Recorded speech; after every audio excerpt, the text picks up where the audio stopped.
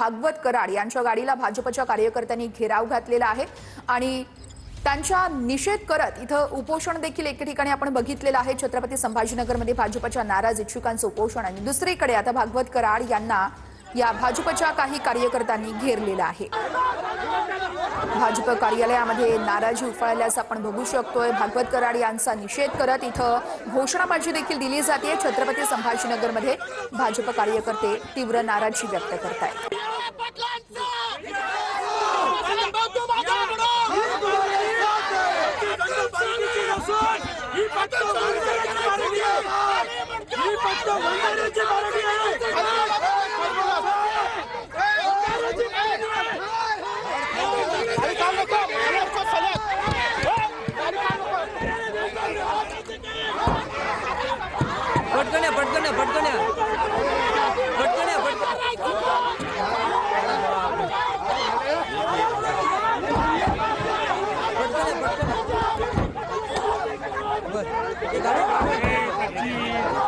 छत्रपती संभाजीनगरमध्ये भाजप कार्यकर्ते नाराज झाल्याचं आपण बघू शकतोय। भागवत कराड यांची ही गाडी आहे आणि याच गाडीला या सगळ्या भाजपच्या कार्यकर्त्यांनी घेराव घातलेला आहे।